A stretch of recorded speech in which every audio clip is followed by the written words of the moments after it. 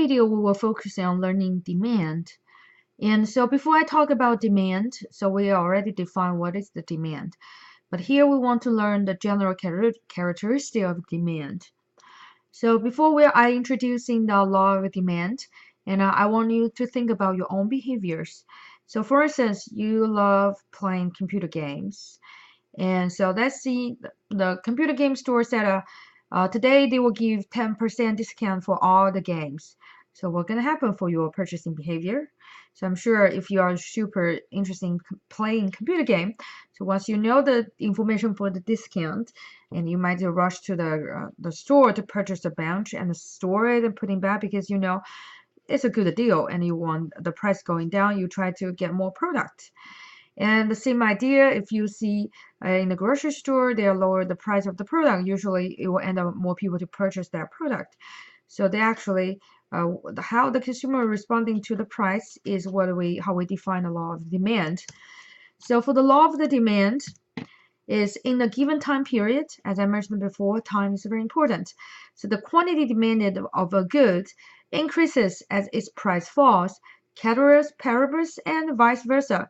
So, which means if the demand of the goods will decrease as its price increases.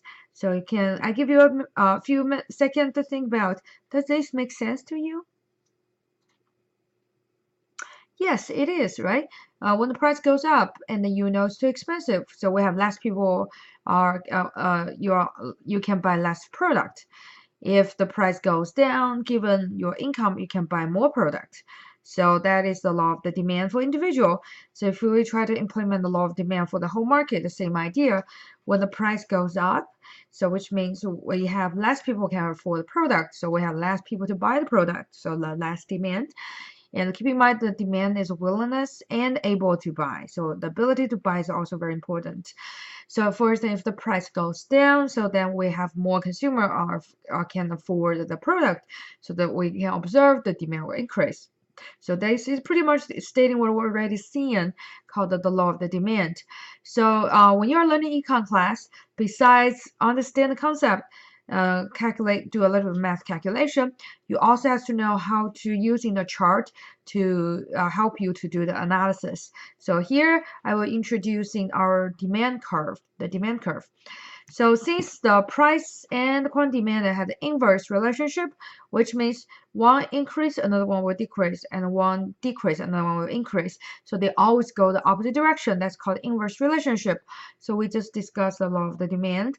Price goes up, demand goes down, price goes down, demand goes up. So they are moving opposite direction. So that's why we have an inverse relationship. So if you learn the geometry well, you know, in order to reflect in the inverse relationship, we actually were using a downward sloping curve. So downward sloping curve, and to use them to simplify, that is the demand curve. So demand curve is downward. So when we talk about the demand, so the market demand, how we define market demand. So this is the collective summation of all buyers and individual demands. So now let's focus on our demand curve. So our demand curve, as I mentioned, is a downward. So we were using example to indicate how we figure our demand curve. So first, I'm showing you this table. And we see the table before in chapter 1. So when we are looking at the production possibility schedules, so that is a table. So here we see here is called demand schedule.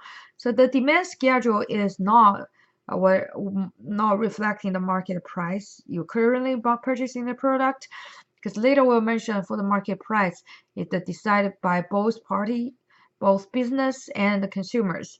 So here we only studying the consumer, so that's why we don't know what is the market price, but we will know how the consumer will respond to different price levels.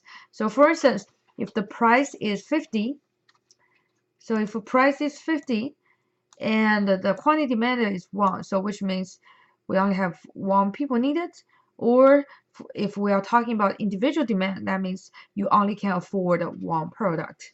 So if the price goes down to $45, so we can have 2 people that are able to buy it, or you only can afford 2 products, so etc. So based on the combination, the group of the price and the quantity, and we will be able to draw finding the dot on the price and the quantity panel and connecting the dot, and we'll be able to get our demand curve. So here we are using the vertical axis to label price and horizontal axis to label quantity, and based on the demand schedule, and we find different points on this panel. So then we have total 9 dots. By connecting the dots, and we will have our demand curve. So this curve we are seeing here is our demand curve.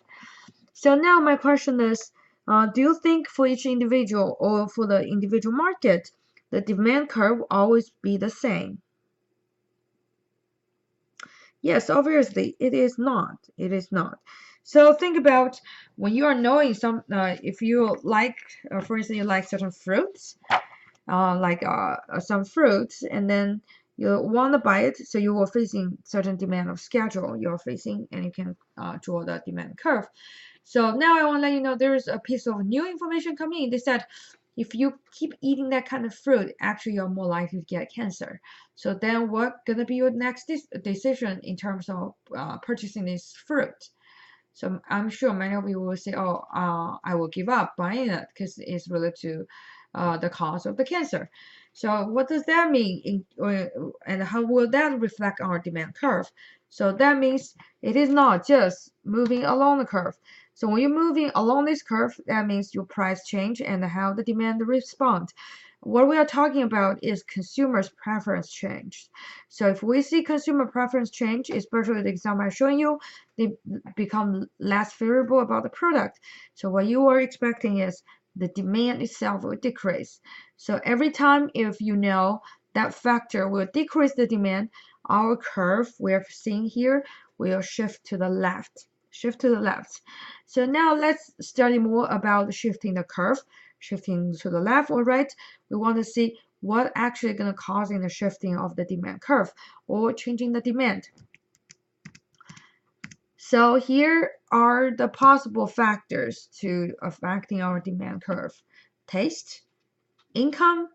As we discussed, demand has to be willing and able to purchase. So if your income change, your ability to purchase will be changed as well. And also for expectation.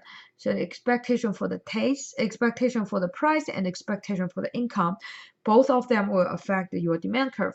So let's say if you know after you graduate and you find a very good job, and so you graduate on August, but you will start to work on September, but you know you're locked in that position, you know your future income source. And so if that's the case, so what are you going to do now? Yes, you kind of will increase your consumption because you know you will have guaranteed good paid job right after your graduation. So your consumption will be increased. So that's one thing, expectation for the income, and also the expectation for the price. So think about, for example, for myself, I'm using the facial mask weekly. And what happen I will do is if every time if I'm expecting the price, I reading some news, they said the import taxes goes up, and then I will foresee that in the not near future, my mask price will goes up. So how I gonna respond this expectation? If I'm expecting the price gonna goes up, so my best idea is I buy a lot of stuff now, store it. And then once the price goes up, I can either sell it or I don't need to buy more product I need. So that is how the expectation on the price will affect the demand curve. And also other goods, and it depends on if you're talking about substitute goods or complements. So if the goods is substitute, so for instance, if you are talking about the crackers, talking about fast food chains, fast food restaurants, so if your McDonald's, so let's say McDonald's, you're eating in McDonald's, but if you know the Burger King gonna lower their price, so what you will do? So if you don't care about the taste too much, but if you just love the burger, so if you know the Burger King's price goes down, and then you will definitely switch instantly from McDonald's to the Burger King. So you can see if the two goods they're substitute, and then they were the substitutes change will very interestingly affect the demand curve of current product. And the same thing for the complements. So for instance, if the iPhone price dropped, that means more people need iPhone. But iPhone and iPhone case, they are complements. So if we have more people need iPhone, that means more people need iPhone case as well. So that is example for how the complement goods will affect each other. And so the last thing will affect the shifting the demand curve is the number of the buyers. So it's pretty straightforward. If we have more buyers, so we will have more supply. And so no matter taste, income expectation, or other goods, or the number of buyers, if you identify the changing of the factors will increase the demand curve. So you are expecting our demand curve will shift to the right. So if you are expecting the demand will decrease, and so you will always shift the curve to the left. So this is the demand curve. So we just explained it. So here we want to distinguish a pair of concepts. So you're actually going to see the practice in your homework of this week as well. So first is called change in quantity demanded. Another is called change in demand. So they are totally different concepts. So when you talk about the change in the quantity demand, so you are talking about when the price changes, how will that affect the demand? So what we see is seeing is the dot will move along the demand curve. So however, if we are talking about changing the demand, so that means the demand curve itself will look different. So if a shift of the demand curve due to a change in one or more of the determinants of demand, but not in response to a change in price. So to illustrate the differences between changing in quantity demanded and the changing demand, I'm using a chart to illustrate it. So the vertical axis is the price, and the horizontal axis is the quantity. So given the current market, we see the D1 will be a good spot to have the market activity. So at that point, so the market quantity supply is 5 and the price is $40. So that doesn't mean the market are going to produce at that price. So again, you still need to get the input from the consumer. So however, if we talk about move along the curve, so or in other words, we are changing the quantity demanded, so it will be move along the curve. So for instance, move from D1 to G1, so the G1 is still on the curve, and we will call it shift move along the curve.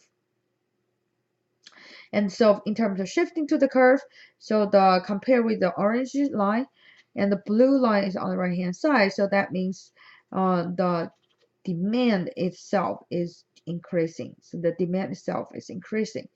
So movement along the curve, buyer behavior does not change. Buyers only react to the price change. Shift the curve, buyers' behavior does not change as well. So in next video, we will discussing the law of the supply. It's very similar to the demand, but we have to pay attention on the differences.